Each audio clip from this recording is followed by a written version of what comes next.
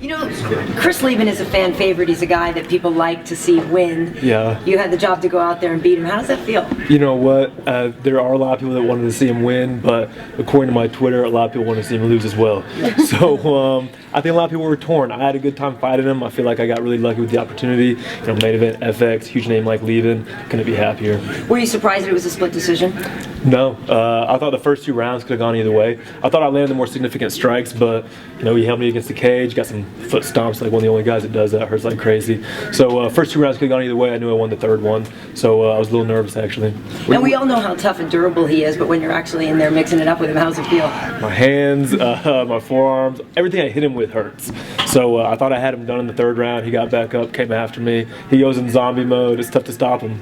You gotta be Anderson Silva, you know, take him down in the 1st round. Yeah. But you had rocked him there. What did you think when you did rock him and you were swarming on him? Do you think that you almost had that finish? Yves Levine, please break this thing up, man. I'm tired. Yeah, I thought I had it. I didn't. It sounded like you had old visions of Lieben in your head. Like you recognized he was in zombie mode. You're like, oh yeah, I've seen this before. Absolutely, man. You know, how many fights did I have in the UFC? I've watched every single one of them. Before I was even, you know, into the sport, I was watching them fight. So I did a lot. I did my research, man. I studied, you know, diligently. I knew what to expect.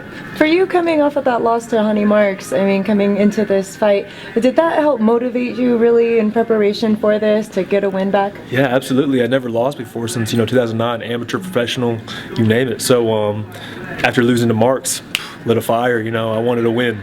I like winning a lot more than losing. I like getting 2 checks more than 1 check. I wanted that win. Let's talk about the check you got for the head kick that time. You did get the knockout of the night for that, right? You know who got it? No. Main event man, Weidman. That elbow on Munoz. It was pretty slick. You know, he slipped the right hand, threw an elbow, got the knockout. Got to give it to the main event guy, I guess. But still, that knockout put you on the map. So now is that something that you feel like, geez, how am I ever going to get something this great again? Or is it something that you think I need to recreate? Oh, absolutely not. I mean, I like that combination. It doesn't work all the time. I go for it every single time I can.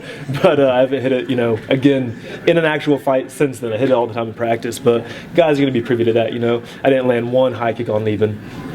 How surprised were you when he came out looking to take down right away? Not very. You know, he's at Alliance now. He's working with some world-class wrestlers. Phil Davis, Brandon Vera's a good wrestler. I know a lot of good guys out there, and I think that as he reinvents himself, he'll start to vary his game plan a little bit. You know, he was looking for a lot of that dirty boxing, a lot of the clinch stuff. He was looking for different takedowns. He usually does an outside leg trip that he was very successful with. He hit it on, you know, a guy like Munoz. A lot of people don't take down guys like Munoz. So I was waiting for pretty much anything.